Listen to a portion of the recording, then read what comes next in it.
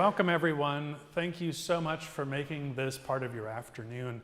It shows your dedication to the Conservatory and the future of the Conservatory and what we do. I really appreciate you being here.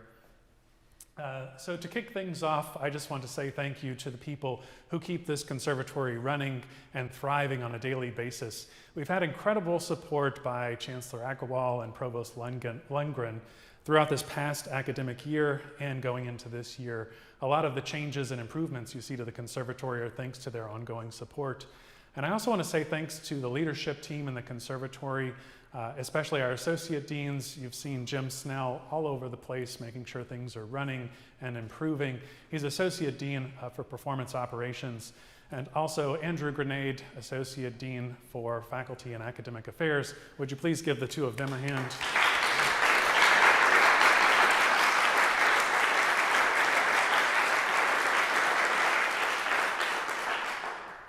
I'll mention some more of our team a little bit later in the presentation. Hope you're enjoying the music you were hearing as you came in. It was from a recent recording that was released by two of our faculty here, Celeste and Karen Savage, released an album called Wider Than the Sky, so you can find that on Spotify, music wherever you get your music, featuring music of women composers. It's quite a beautiful CD. I've had it going on in the background. Gosh, just showed you my age saying CD, right? I'm not sure you can get this as a CD. You can stream it online. She has so many in her studio if you want. Okay, so we can pick some up there. So for this State of the Conservatory address, I wanted to take the time at the beginning of the academic year to look back, celebrate everything, the energy that we began coming out of commencement in the spring and launching into this year. So just to look back at some of the amazing things that happened. I'm afraid that if we did an exhaustive review, we would be here for several weeks as we recounted. So I've just selected a few highlights to sort of set the scene for us. This photo, which I love, was backstage or crescendo. It was a good celebratory moment for us, and I know most of you here were there as well. I wanted to welcome, I should have welcomed it at the beginning, but we also have an online audience, so thanks to you all who are tuning in on the Conservatory YouTube channel as well. So looking at the graduating class from last year, you can see we had 115 students graduate. There's a photo of us down at the T-Mobile Center for the spring commencement. It was a really wonderful time. And congratulations to all of those students who are now moving on to the next thing. If you look at our production season, and I want to thank Lisa Anderson-Bongers for putting these numbers together. She spent a lot of time counting, 376 performances in a season. That number is high. To put it in perspective, quick math here, if I took a minute to tell you about every one of those performances, we would be here a long time, 6 hours or so. So a lot of stuff happening, and every one of those performances represents the creativity, the incredible work by our students, our faculty, the help of our staff, and everything that is going on here at the Conservatory. Those productions, they are also underwritten by a lot of support, and so I want to take a moment to thank the Muriel McBrien Kaufman Family Foundation. Each and every year they've been supporting our production season, as well as the tireless effort and financial support from the Friends of the Conservatory, and also the Richard J. Stern Foundation for the Arts. We had quite a few people join our team this year, but also we had faculty successes in the form of promotion and tenure. So you can see their names listed here. 5 of our faculty either achieved tenure and or were promoted to the associate or full professor level.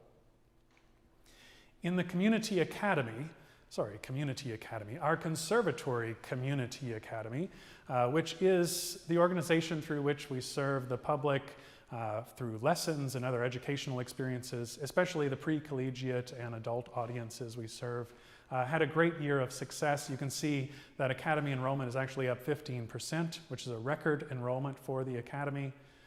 And also its program, Conservatory Bridges, has continued its tradition of success. Through Conservatory Bridges, teachers are out in the community giving lessons after school, so after school programs, so students who wouldn't have access to private instruction, especially in music. And those programs have continued to succeed. They're not only changing those lives through the arts, they're also serving as a pipeline to the conservatory. So this year, students within the Bridges program, you can see we served 66 students. 8 of those were graduating seniors. All 8 of those are going to university. They're on that path. Not all of them are coming to UMKC, but 2 of them are actually coming to the conservatory. I shouldn't say they're coming to the conservatory. They are here. They might be here in this audience. So we want to welcome them.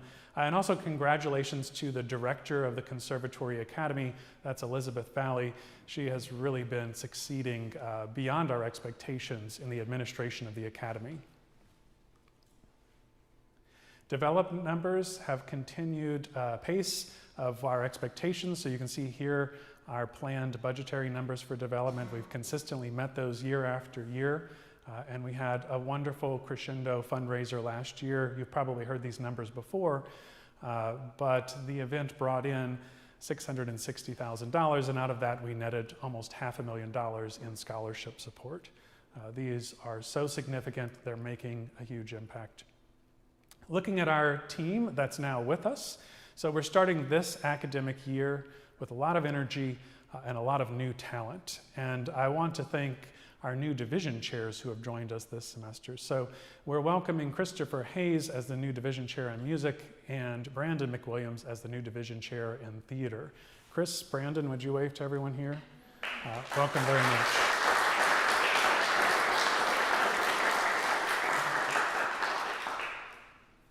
They join Deanna Hyatt, who is our division chair in dance.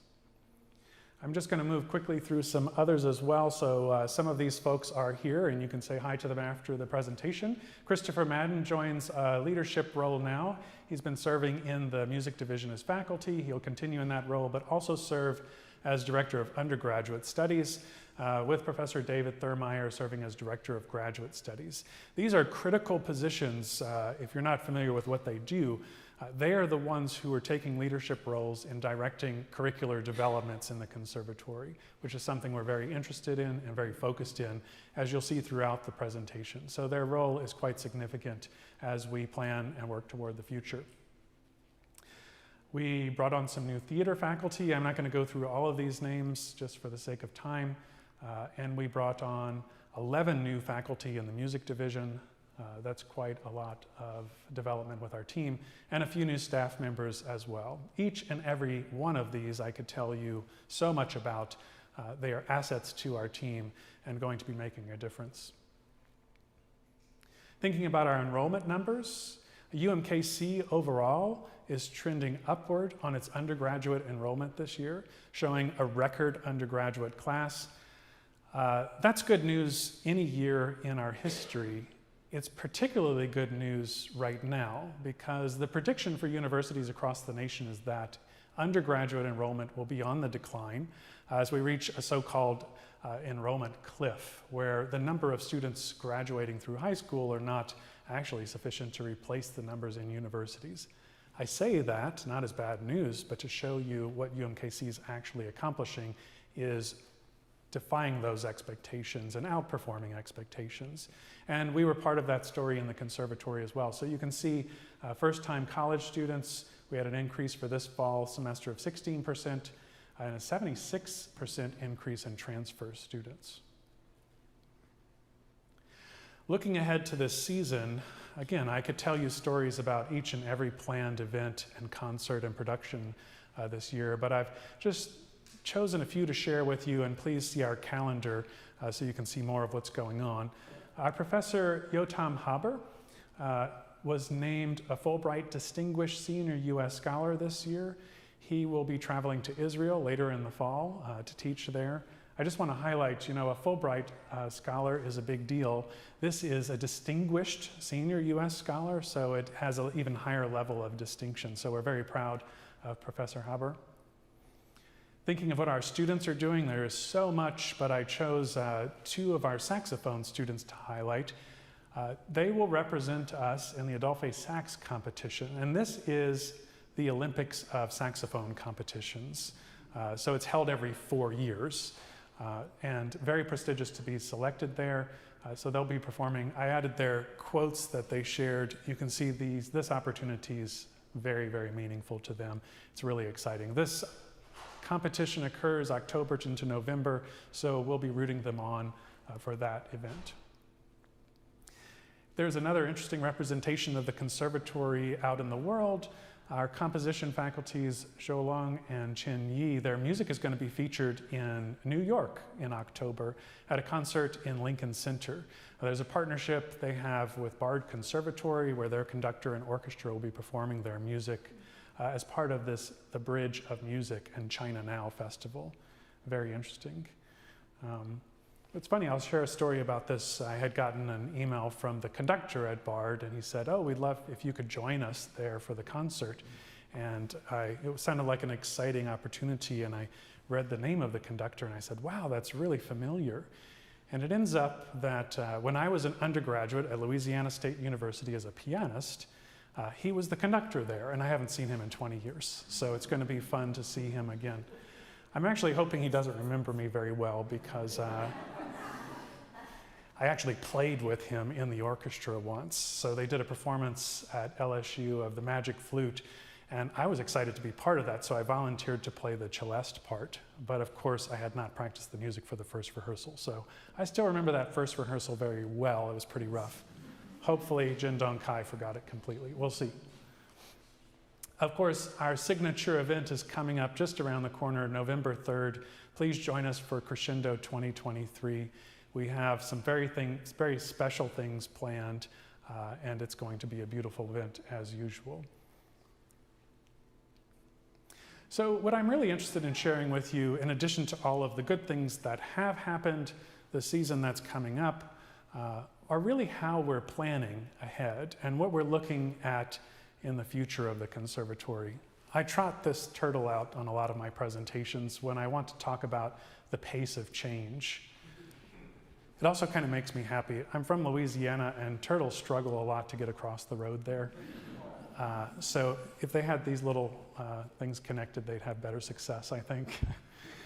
But when you look at that photo, you think of the things that are happening since the pandemic in this world. The pace of change has really accelerated. And it's not just what's happened since the pandemic, but the acceleration of technological developments, of social media becoming part of our social norms.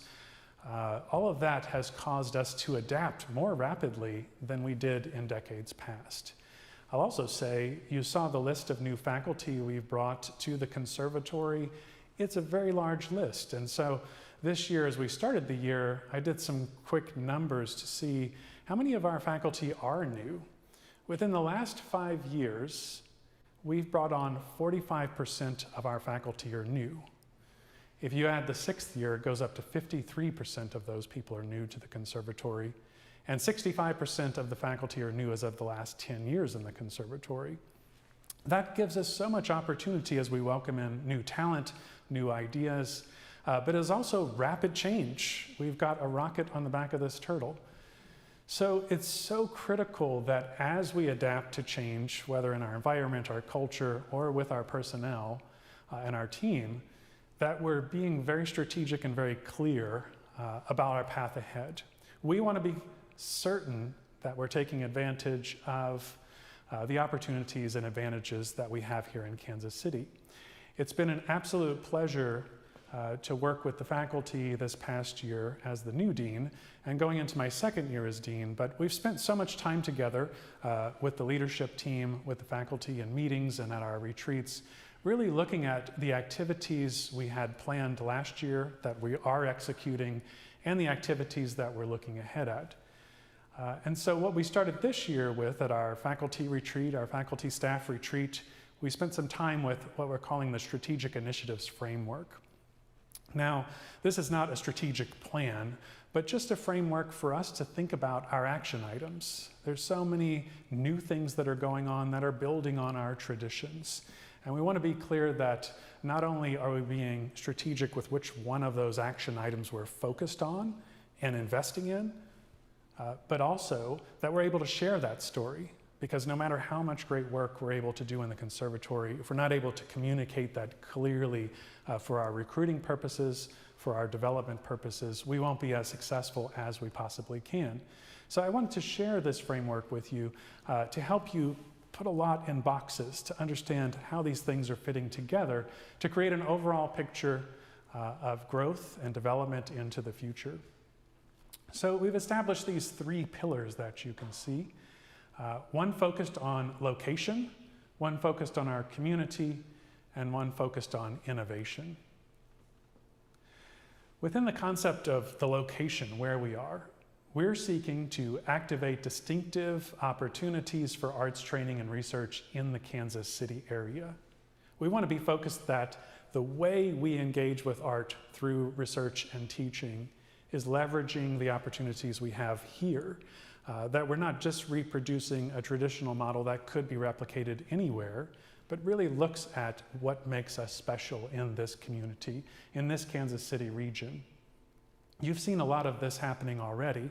One of the things that's very special about this conservatory is our connection to the performance venues in the city. And this is not new and it's not changing what's been going on, but we do seek to develop it further. So these venues that our students get to experience and train within are quite special. So whether that's the Kaufman Center for the Performing Arts, which if you're a musician or a performer in the world, you may know of that venue and be excited to come here to perform there. Our students do it regularly. Or whether it's the Blue Room, where our jazz students get to practice in places where these traditions developed and grew. There's a picture of the Folly Theater, there's a picture of just off Broadway. This list is really long. Honestly, I'm not sure there's any location we would not consider playing at in this city. You'll see a lot of the UMKC advertisements. The brand that's been promoted within the last few months is Kansas City is our classroom. And this story is very much part of that as well. Because of where we are, we also have incredible collaborators in the performing arts and in other disciplines as well. These are organizations that we have partnered with in the past and will continue to partner with, but in particular, I mentioned these because we see major opportunities to develop those programs further. So I'll highlight the Kansas City Ballet right now. I mentioned that our new Director of Undergraduate Studies, Chris Madden, and Chris is here. Where are you, Chris? So he's back there. So he's looking at helping our faculty realize some degree proposals and degree changes. One of the concepts we have is to embed further the professional training at the ballet for our Bachelor of Fine Arts in Dance. And that's very exploratory at this point. It's just proposals. But studying the feasibility of that is very important to us. And that's work that's happening now. In fact, some of it happened at lunch. I just had lunch with David Gray, the new CEO of the ballet. They cannot be more excited to be partnering with us, and the feeling's mutual. KC Rep is the same thing. If you were able to see Cyrano de Bergerac, that's their show that's happening now, you'll see our MFA acting students on stage, sound design in the back end also our students are engaged in. That integrated professional training is making this play special because of where we are. Back to that pillar of location. Our students are able to do some interesting things that are special as well. Hi, Joe. It's our professor of violin.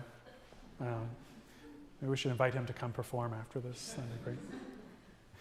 But because of where we are, our students are looking at special opportunities. Now, I have to say, I'm not sure any of us can take any credit for this because the picture on the left there is one of our DMA students, Kyle Jones. But Kyle is an entrepreneurial second to none. So he's seeking opportunities in this city.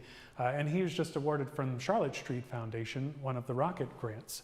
So a $6,000 grant to put on a performance with the composer he's collaborating with. They're hoping, I believe, they're setting this up now, but the performance will be at the planetarium at Union Station. Very special place. There at the bottom, he says, the new work centers our relationship to nature as human beings, as well as the importance of cyclical change. It will certainly be a fascinating performance. But he's able to do that type of work here in Kansas City with partners like Union Station, and partners like the Charlotte Street Foundation. Where we are changes the work, the creative work that's possible as well. I picked another one of our upcoming productions in the season, put this in your calendar, December 7th. The Conservatory Wind Symphony Chamber Music group will be performing at the Kemper Museum. There's so much about this space where we are on campus that we can leverage as well, with the Nelson Atkins Museum being so close, the Kemper Museum being there. It's a wonderful place to play in. To go back to our pillars, let's talk a little bit about community. We're committed to develop and enhance community engagement and impact through partnerships and service. Something we've done in the past, we're doing now, and we're seeking to thrive and grow and develop even further in. There are so many opportunities where our students and our faculty get to engage in their creative work alongside and with the community, especially for our students, opportunities for community-embedded learning. So you see the icon there for University Health. We'll be starting a new performance series where our music students at first will be showing up at University Health spaces. They'll be positioned in waiting rooms. Not sure last time you've been to an emergency room. I hope it wasn't recent, but a trip to the emergency room is no fun. You could imagine if that environment were transformed in some way that could be perceived as more welcoming, maybe even relaxing, that could be a healthy change there. And so we're partnering to pilot a program this year. We have 4 appearances planned already and scheduled in University Health spaces. So I want to thank our partners there. Charlie Shields, the CEO of University Health, has always been a great partner, and he's been very supportive of that initiative as well. I have a lot here. I'm not going to go through each and every one, but just quickly, you see the sign for Inglewood Arts. If you haven't heard of that location, it's out in Independence. And they've remodeled and really brought arts into the community through this remodeled space. We're partnering with them with several ideas, but if you want to take a trip out there, the date to do it would be October 21st is when our jazz students will be out for a performance there in downtown Inglewood. You see the photo of the Paseo Fine Arts Academy there. Our dance faculty are doing quite a bit of work with that group. UMKC has a high school for credit program, so students at the Paseo are enrolling in dance classes and getting college credit for that, working with our conservatory faculty and the faculty at the high school. Those students are coming over to this campus regularly to perform with our dancers, so you may see them as part of either the fall or spring show as well. But shows how there's a true community exchange that's happening there. They're bringing over so much of their talent and spirit, and we're bringing our talent and commitment to them as well. The picture with the lower 2 pictures here, I can kind of joke, you know, one of these places I would love to live and one I would not. The one on the left is Lansing Correctional Facility, and you may have heard of this before, but 2 of our faculty, 2 of our composition faculty, sorry, I'm mixing those up. Let me be clear. Yotam Haber, our composition faculty, and Owen Belcher on our musicology faculty are going to Lansing to start making music with the inmates there, really making a difference. Andrew, my brain is a little bit scrambled. Did I just screw up Owen's position? Yeah, he's music theory. Thank you. As soon as I said it, I said I'm wrong. I'm sorry, Owen. I know what you do, I promise. Owen Belcher is part of the theory faculty. The other place I would love to live is Claridge Court. It's a beautiful retirement center. You may know our Friends of Conservatory supporters, Charlie and Mary Kay Horner, lived there. And they were helpful in establishing a connection with that center to actually provide an opportunity for one of our students, which we've launched this fall. And this program involves one of our graduate students going to Claridge Court and receiving free lodging. They get to live in one of these beautiful apartments that's fully furnished. She even has a piano in her apartment now. And as part of this student giving back to the community, she performs a recital once a month there. But she's quite engaged, as you can see from these pictures, on a regular basis. That's really a beautiful synergy there, where the student and the residents are learning and growing together. So this is Beth Christensen. She's our first student to participate in a program like this, and we look forward to expanding these community-embedded learning opportunities further and further. To continue with our pillars and talk a little bit about innovation, We want to build on the strengths of conservatory training to create innovative and modern curricular opportunities. We're focused on those in quite a lot of different ways, but really within these two categories. One is looking at possibilities we have in establishing programs that are influenced through integrated performing arts. So programs that leverage the power of all three disciplines within the conservatory, dance, music, and theater. One of the programs that we've already established for this is that we have a minor in integrated performing arts for UMKC students, so they can come and learn about all of these disciplines and engage with them. And we're seeing ways that we can combine these art forms, interdisciplinary practice, so that the training and the creativity that's coming out of the conservatory truly leverages those opportunities. And rather remaining only in our silos of those three disciplines, we're also finding the power of that collaboration between them. Crescendo is a great example of that, where you see those art forms come together with this spectacular celebration. But truly, we see Crescendo as the tip of the iceberg there. There's so many more opportunities for us to explore. Interdisciplinary connections, we're part of a research university, and we have programs, and we're establishing more programs. I put these 4 icons here because these are programs that we're already working on.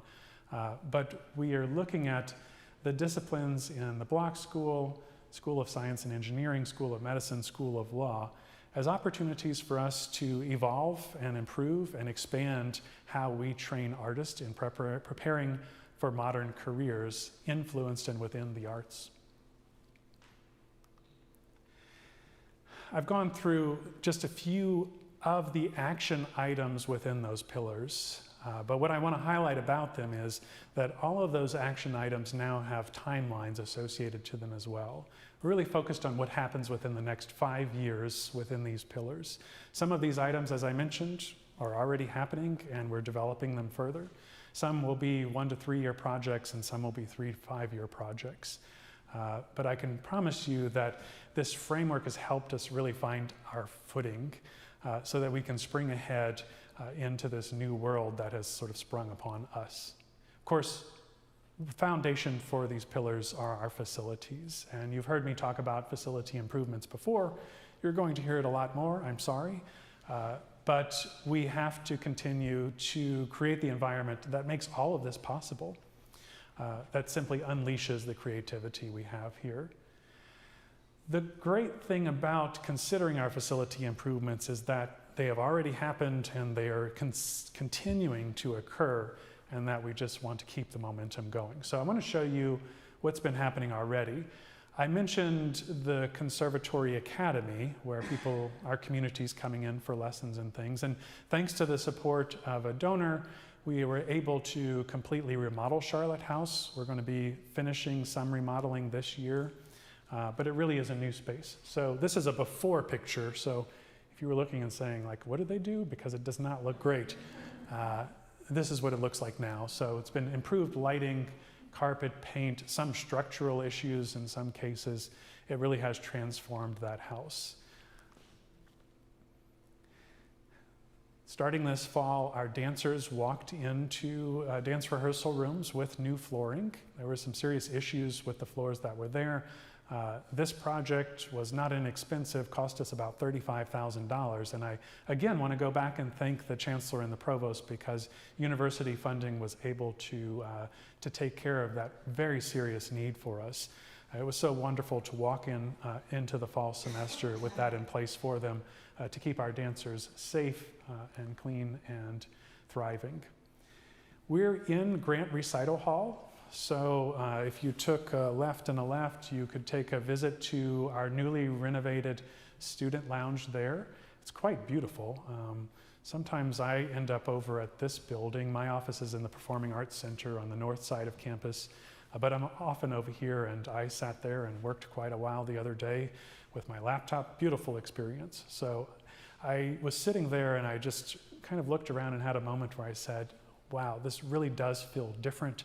It feels fresh and new. And like I said, we're just keeping that momentum going. Here's more in Grant Hall. I know this just looks like a room with a TV in it, but having a TV in a room is a big deal sometimes. And so wonderful to have installed technology into the conference room that's in Grant Hall here. Was a very important addition for us, as well as including some technology in another one of the Grant recital halls in room 221. Looking back over the PAC, the Performing Arts Center, one of our highly utilized spaces is the music rehearsal room. It's our only large music rehearsal hall, 326. That room was torn down to the studs and completely renovated as well this summer. And it took us a little to try and get it reopened. Like any good construction project, it's not done without a delay or two. But our students, our faculty are now working in the room, still dialing in a few things with our technology. But it is a transformed space. That space before this renovation was an unhealthy environment. The acoustics were not in place. So they've rebuilt all of the walls in that room. It's completely remodeled. You can see the clouds on the ceiling. It's quite a wonderful space. So we're so happy that that's up and running. That project, along with the practice room project I'll talk about, was a $4 million improvement plan for both Grant Hall and the Performing Arts Center, again, with support from the UMKC Chancellor and Provost. Here are our practice rooms. This is on the second floor in the Performing Arts Center. The practice rooms, the entire wing was also torn down to the studs and completely remodeled.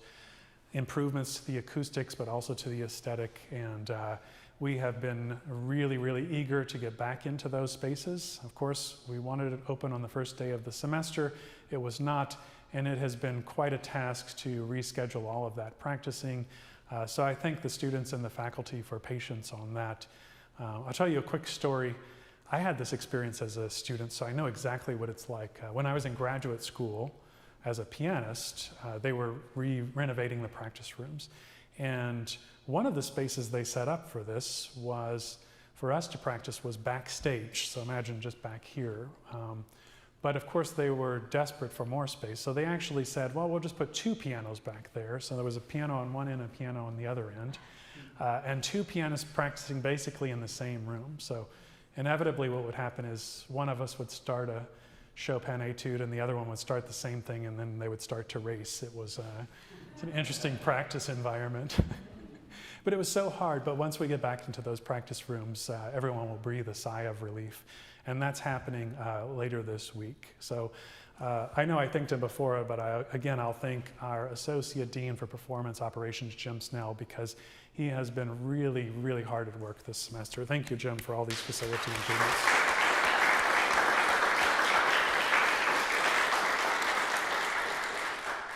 The room you're sitting in, Grant Hall, used to look like this. So you can see this has been improved. Well, that's an understatement.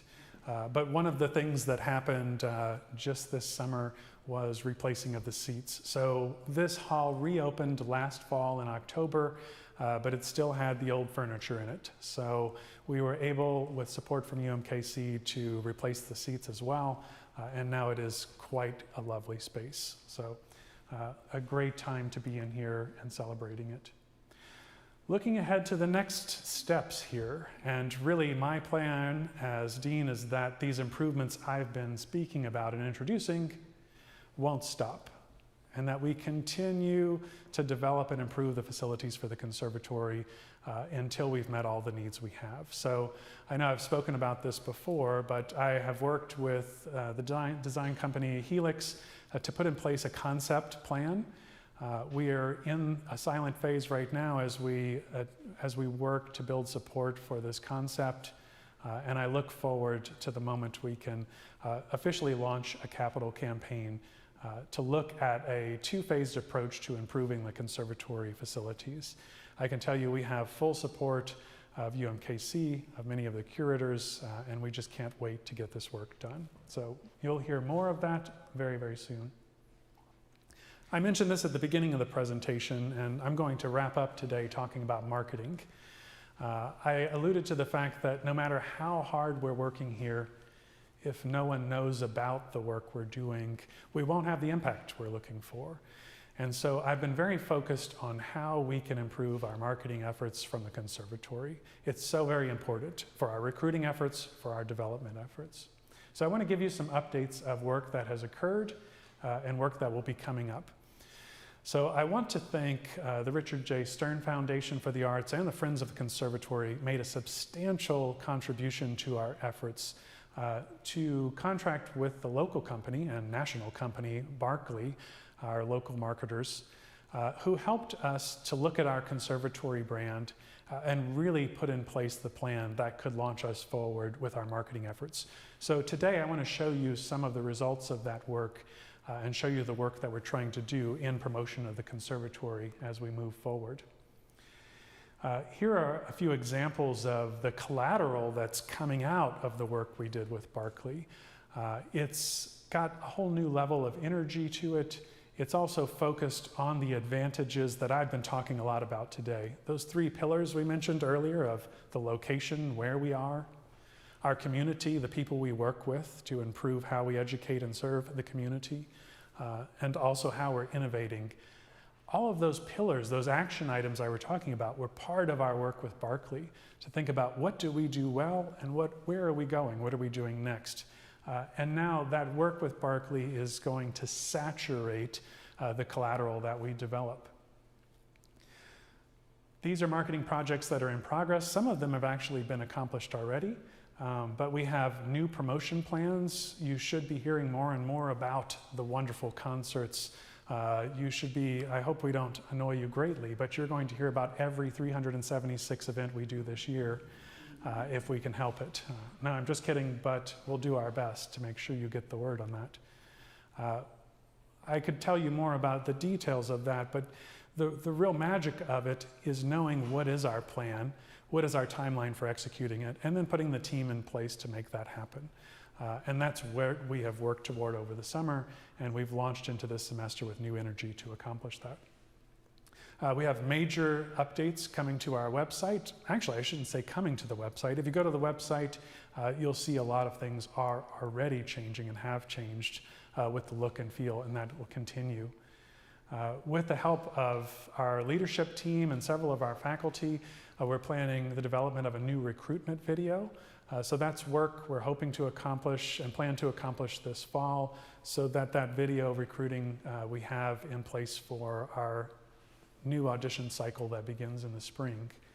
And also, I don't think there are any print materials that we are not revamping or establishing for the first time. So there is quite a lot of energy that's being poured into these efforts. And I want to thank the UMKC, the Vice Chancellor for Strategic Communications, and Spinner. She's been a great partner and collaborator with this. And we actually have some of our marketing team as well here. Amanda Horn and Brian Terry, would you wave there?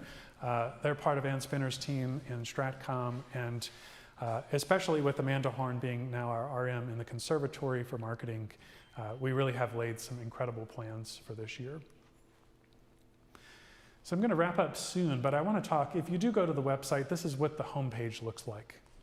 This tagline has been recently changed to say world-changing creativity. And I want to talk about what that means. It sounds abstract, and it is, but when you start looking at what it actually turns into in the world, it becomes very concrete very quickly. You know the type of world-changing creativity that our alumni have gone on to achieve in the world. And I put a few examples up here. These are probably alumni you've heard us celebrate many, many times. I'll start with Douglas Enderle, an Emmy Award winner, worked with the Disney Corporation for many decades. Actually, Douglas is here. Douglas, would you wave to everyone? Thank you for being here.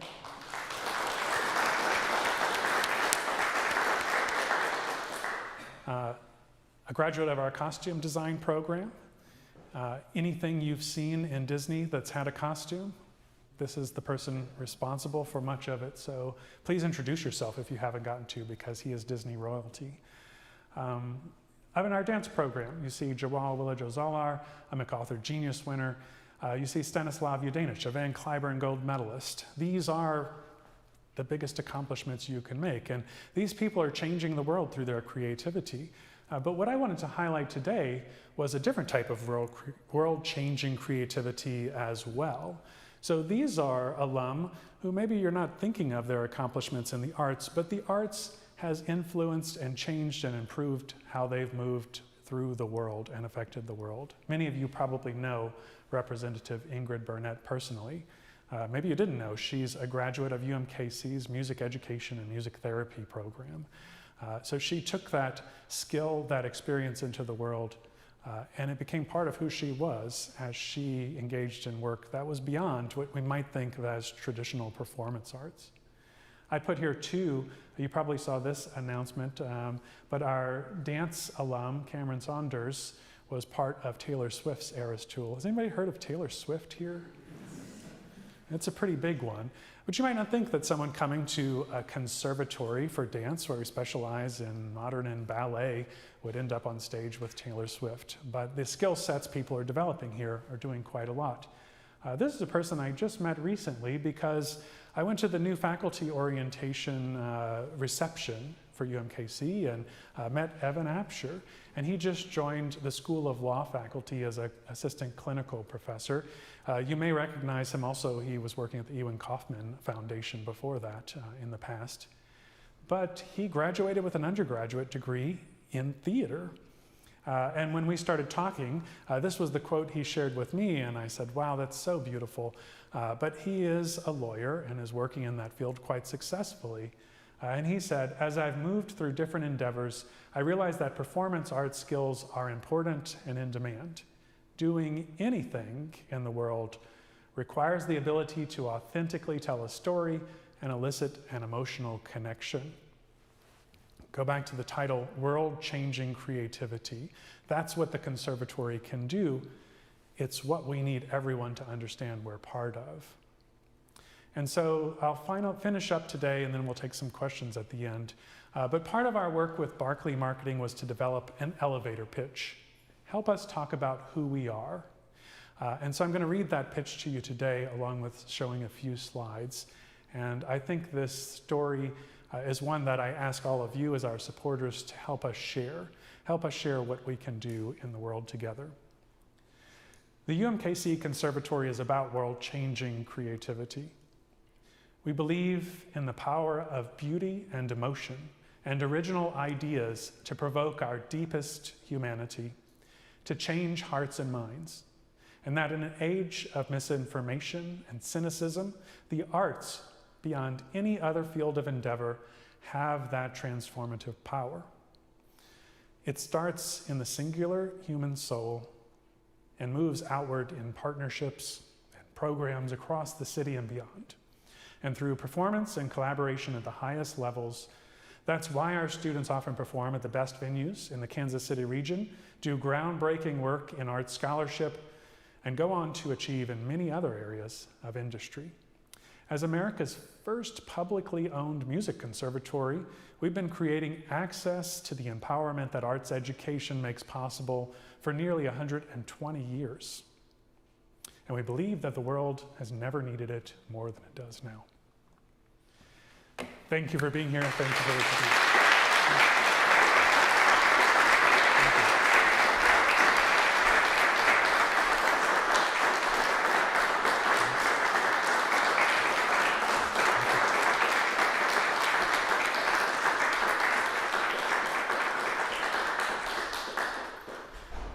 Is Joe Ginwaldi here? We're ready for his performance that he's coming. I'm more than happy to answer questions that this might have raised, or other questions you have as you've heard about activities at the Conservatory. There's a microphone here. We have an online audience as well. Or maybe we don't have an online audience. Okay. Okay. Tamara Morris was helping me to monitor any questions that would have been posted in the chat online.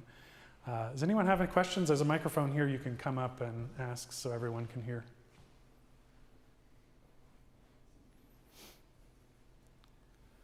Yeah.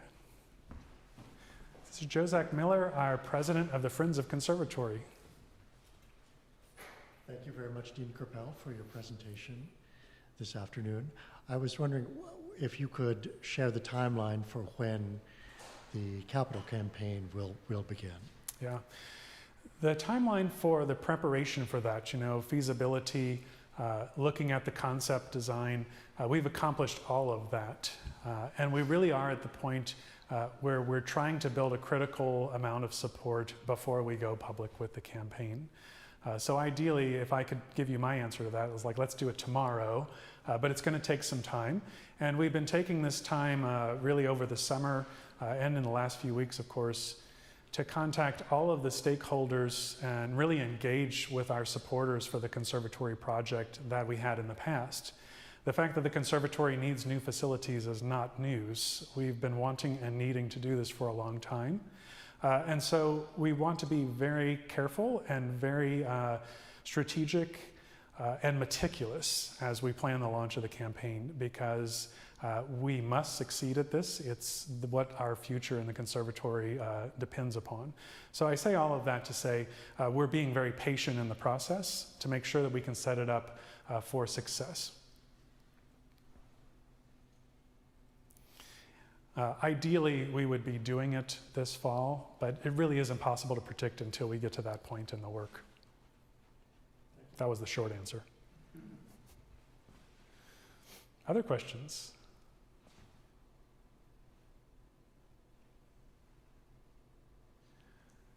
A motion to adjourn? Just kidding. Thank you all so much. The fact that you're here is amazing. I really appreciate it. Love you very much.